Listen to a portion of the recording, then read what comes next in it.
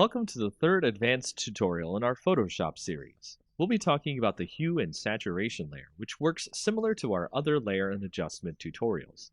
Here I have my own image open from before. To set up a hue and saturation layer, just like before, we'll go to Layer, New Adjustment Layer. Then put a new hue and saturation layer down on top of the original image. So with hue and saturation, we can see that we can adjust the layer's colors, hue, the saturation, how deep the colors are, or how light they are, to grayscale, or lightness, how dark or light in general the image is. In an image, you can make the colors much more vibrant by sliding the saturation more to the right than usual. Here we can see our copy image stand out much more visually. And if we change the hue towards more of a red spectrum, we can get the copy image to be very strong in color indeed. Use the lightness slider to make sure that things aren't too bright, as extremely vibrant color can be akin to looking into the sun for some viewers of your images. That's all for this tutorial, as you can change images you see fit to make them pop. Welcome to our second tutorial in our advanced line of Photoshop tutorials. This time we'll talk about some features that are similar to curves, but do things in a more individual way. Brightness, contrast, and exposure. Just like before, we'll start out with our image available. As before, we could alter the image from the image drop-down and brightness and contrast under the adjustments, but we'll create a new layer using Layer, New Adjustment Layer, then Brightness and Contrast. That way we can adjust without permanently changing the image. Once in the adjustment layer, we can see that we have a brightness slider and a contrast slider. Tweak your image using these settings. Left is less brightness, making it darker. Right is more, making it lighter. Negative contrast washes out the colors, while positive contrast makes the colors stand out more, but it can make the shadows too dark. Next, we'll add an exposure layer. Go to Layer, New Adjustment Layer, then Exposure Layer. Doing this, you can see we have more sliders here. The exposure slider going from negative to positive can darken and lighten the image much like the previous layers. Offset itself changes the absolute light and darkness in the image, so treat that option with care. Gamma correction allows you to add and subtract gamma, general lighting, to the entire image. It starts out at 1, and going left adds more gamma, while going right subtracts gamma. Using all these options allows you to tweak the image as you see fit, so you can make best use of lighting to get the image you want right for your projects. Welcome to our first and a more advanced series of Photoshop tutorials. Here we'll talk about some interesting settings and techniques that will get you more acquainted with Photoshop in general. Let's talk about curves. Curves is a setting in Photoshop that allows you to get richer tones and colors in your pictures. To start, we've opened up our usual copy image here, and we'll click on the Image drop-down, then Adjustments, then Curves. You can also hit Ctrl+M at the same time. Doing this will open the Curves window, which looks like a neat graph chart. In the middle, you should be seeing a line going from the bottom left to the top right. If you want to apply a quick preset, which will set the settings for you, you can click the drop-down and change from the default to other settings in the list. Setting the color preset to color negative changes some things here, which we'll explain. As you can see, the individual values on the chart have changed. The original black line is still the same, but each individual color has changed. This is a permanent way to change the values of the image, but if we wanted to make it something a little less permanent and tweak the settings as we edit our image, we can make a new layer by going to Layer, New Adjustment Layer, and then Curves. This will allow us to have our own layer that we can edit the properties of in the Properties window. So over here in our Properties window, you can see that we can edit our curves just like the image edit we were doing before, but it is not permanent as we can hide or unhide the layer using the I button next to the layer. So the main thing to take away from curves is reading the histogram and placing points. We can place points on the histogram so we can change the color changes anywhere in the image, based on the dark spots or the lighter spots of the image. As you can see on our image, the shadows and highlights of our image aren't very great, so we can edit our colors without much interference. So if we put 1 point in the middle, 1 point on the end, and 1 point on the beginning, we can change the colors and alter them in subtle or more advanced ways. Curves help out many Photoshop users with images that have bad contrast or bad lighting. Use curves next time you have an image that needs tweaking. It's one of the most powerful tools in Photoshop's arsenal. One of the best ways to make a stunning image that allows the viewer to get the message and the image tied together in a beautiful way are quote images. These are the type of images that you see with words overlaid or cut out of the image to make it look more like art than just text on an image. To show you how to create this image that I have here, let's start with a generic background so we can make something stand out. I went and I found a picture of a pile of leaves. This will be our base that we'll use to create the image. The words that we create will go into the leaves to look like they're coming out of the leaves. To start, I'll write the words life. It's never too late to jump in over the leaves itself. Doing so creates the usual text over image effect, which is fine on its own, but we want to make the words look as if they're underneath the leaves or coming out of the leaves. To do this, let's create another background layer copy on top of the text. And we can drag the opacity down enough so that we can see the words behind it.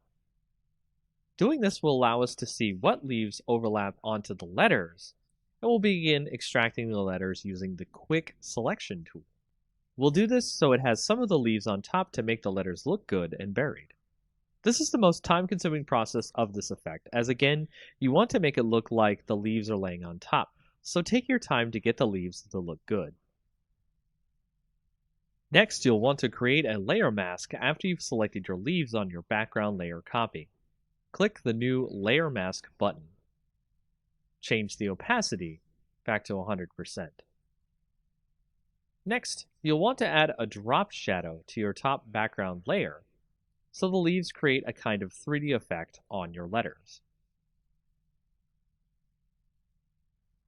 The last effect we'll make here that makes the letters look like they were placed there instead of just added to the image is a texture that looks like rough paper or stone. Do this through the Pattern Overlay effect. Change the opacity just down to about 20%. This will allow the text to look like it was placed into the leaves instead of our viewer thinking we added them manually.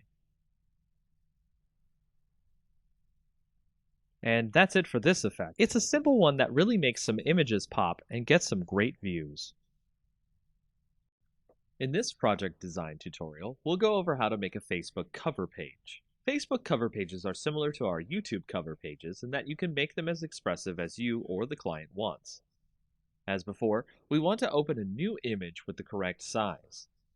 The standard Facebook cover size is 851 pixels by 315 pixels.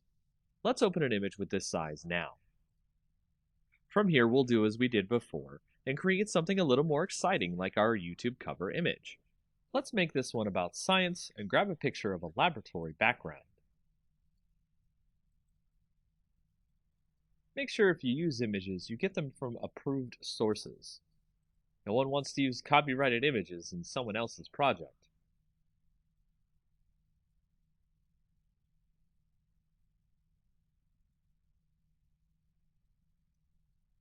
Here we'll add some text, as well as maybe some other social media URLs in our image to give the impression that the page is outside of Facebook as well.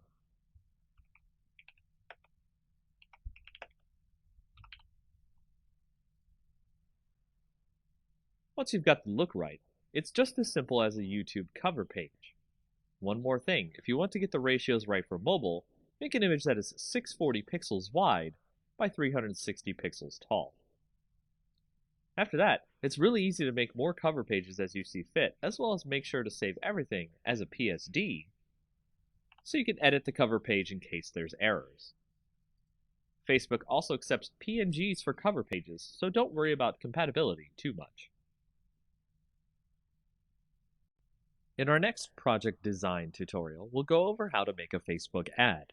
Facebook ads are similar to the industry standard ad designs, so we'll go over the basics really quick and then design an ad in a standard size. Single ads are the easiest type to do, as the other options Facebook gives you for ads are multiple image ads, video ads, and a few more. As before, we want to open a new image with the correct size. The standard Facebook ad size is 1200 pixels by 618 pixels. Let's open an image with this size now. From here, we'll create an image that really pops for our audience. Let's say we're creating an image for a seafood company. Let's go grab an image of some great lobster dinner. On top of that, you want to make the image have something that stands out for your audience. So adding some text that implies the dinner is irreplaceable or you can't find it anywhere else is to create that type of rarity that clients want their products to have. This is not necessarily true of every ad you make, but a nice quip or message about the product you're advertising will help with the ad. We'll add that in, and then we'll touch up the image by adding a quick inner glow filter, and adding more of a vignette look by adding a dark glow, but only around the inside edges of the image. After that, you're done and ready to continue making more ads for Facebook pages. These are the ads you typically will see in Facebook feeds. For our next project design tutorial, we'll work on creating some great YouTube channel art for yourself or for any clients using Photoshop. Let's get started with the correct size for YouTube channel art. Open a new file, and then set the width to 2560 and the height to 1440. As you start off here, you can see there's a lot of space for you to create some good channel art. What I recommend here is starting out with the theme of your channel or your clients. Is it a science channel? Is it a space theme? You'll need a good background here to show off the tone and mood of the channel in question. Let's assume space is the theme here. I've gone and grabbed a freebie space background here and imported it into the image. With this, we can have a nice canvas of art to build the YouTube's mood and image from. Our imaginary space YouTube is called Deep Cosmos, so let's create a great text effect to show off the name of the channel. First, create your text. Make it large enough to be visible.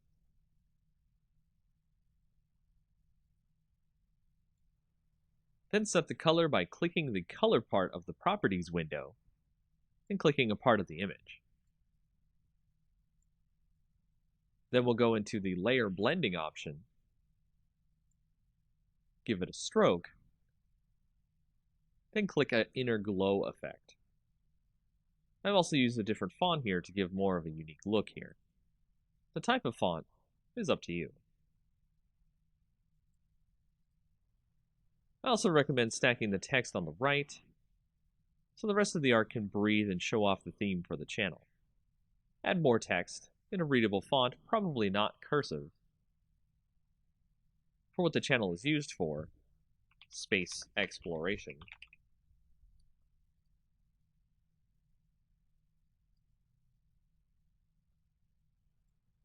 Any extra social media links. I'd not use any more than 2 fonts on your images as well, as it is a design error to use too many different fonts. And this will create a very basic YouTube channel art that will evoke a great wonder about what the channel is based around, and draw viewers in with its great visual design. Welcome to our next Photoshop tutorial. This time we'll be doing a great fire text effect. This can create a great illusion of text that looks like it's either made of fire or on fire. We've already started with a great fire effect image we'll use later in the tutorial. We'll proceed by opening a new file, making the height 1280 and the width 720. Change the background to black by using the Paint Bucket tool. And make sure the foreground color is black. Use the Text tool next. And a great tall font. I'll type the word fire here so we can see the effect on it later. Let's go to the blending options on our layer and add an outer glow. Change the color in the box here to F70300, then hit OK. Select the satin blending next and change that color to 872D0F, and hit OK as well. Change the opacity on the satin effect to 100%. Change the distance to 10 pixels, then hit OK. Now select Inner Glow. Change the blend mode to color dodge here. Next, change the color to E5C23B, then hit OK. Change the opacity to 100%, the size to 10 pixels, then hit OK. Now we're done with our text, so hit right-click on the text layer and rasterize our type. Now we're going to fade out the top of our fire text. So use the eraser tool and set the brush to 250 pixels with 0 hardness. Erase some of the text as you see here.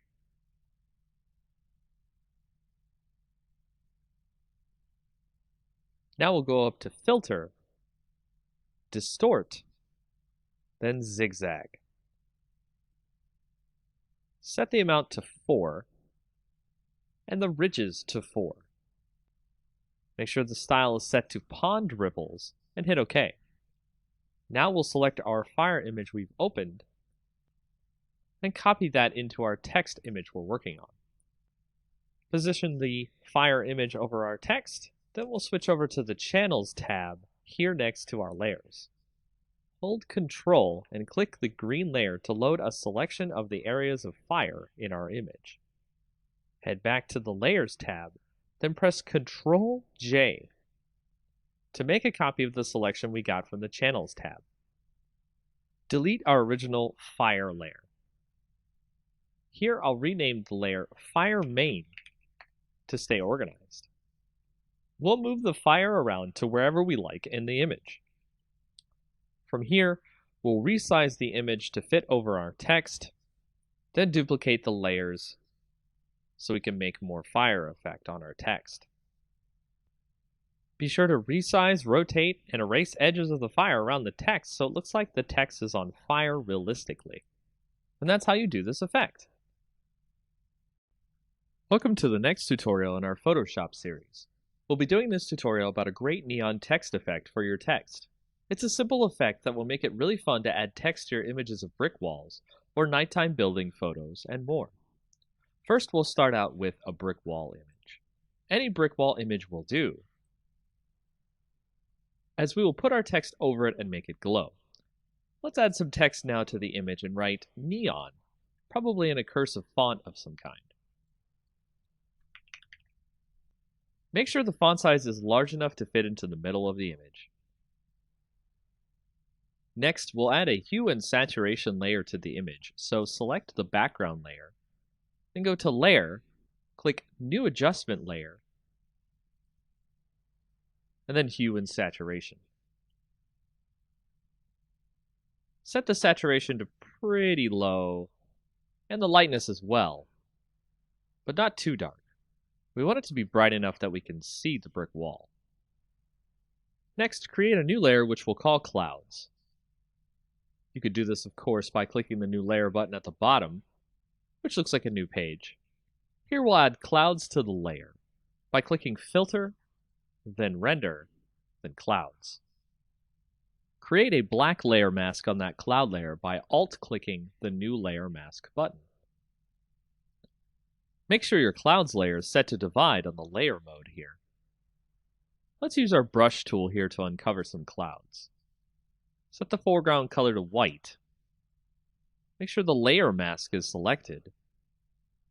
And set the opacity of our brush to about 50%. Make sure your brush hardness is also 0% as well. Once that's done, uncover some clouds behind the neon word.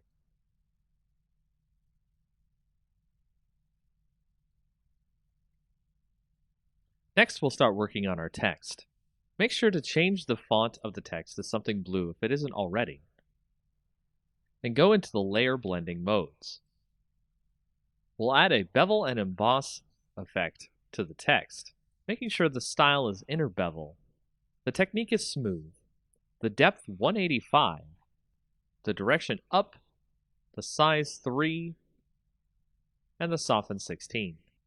We'll also add an inner shadow effect, where the blend mode is multiply, the opacity 40%, the distance 5, the choke 0, and the size 5. Then we'll add an inner glow effect, where the mode is screen, the opacity 75, the noise 0, the choke 0, and the size 8. Make sure to make the technique here source center. Then hit OK.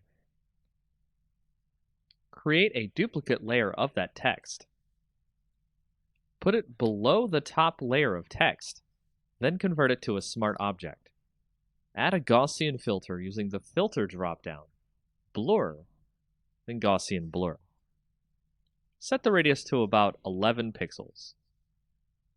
Now we'll create the wire that the neon sign is connected to the wall by creating a new layer above the clouds layer. Set your brush first to one with a full hardness, then about 13 pixels in width. Use the pen tool here on the layer, and click and drag out a line across the layers here in a curvy wave. Right-click on the line, and click Stroke Path. Make sure the Simulate Pressure option is turned on. Right-click the path, then click Delete Path. We'll add a blending layer effect to the line, bevel and emboss. Make sure that the depth is 245, size 0, and soften 3.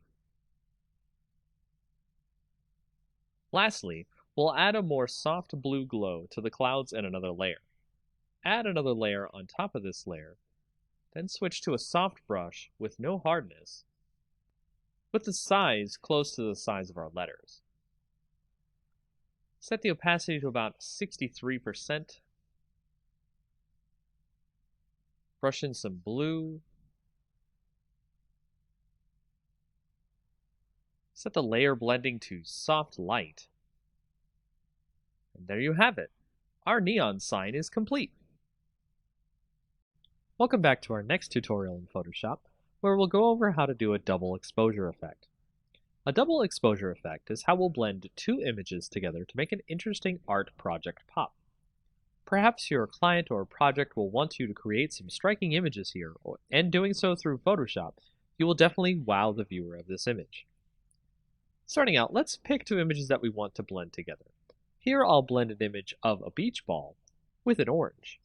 The idea of playing volleyball with a giant orange is pretty hilarious, don't you think? To start blending these two images together, I'll take the image of the orange, use the Quick Selection tool, and select the whole orange. Once I do that, I'll copy the orange selection into the image of the volleyball. As you can see here, the orange is way too large to be able to be blended with the volleyball. I'll need to scale the orange down to size. To do this, we'll need to make a copy of the volleyball layer to start off with. Drag the layer and make sure it's the top layer over the orange. Set the opacity to about 50%. Then we'll shrink the orange to about the same size of the volleyball. Do this by clicking the link icon up near the width and height. This way, with the opacity, we can see exactly what size we need the orange at.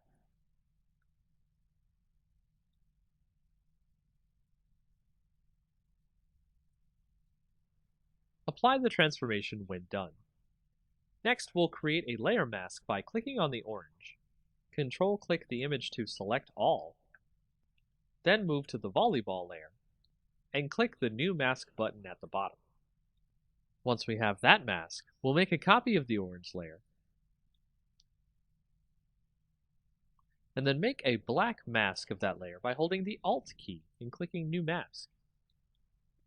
Using the Quick Selection tool, we can select the parts of the volleyball we want to erase.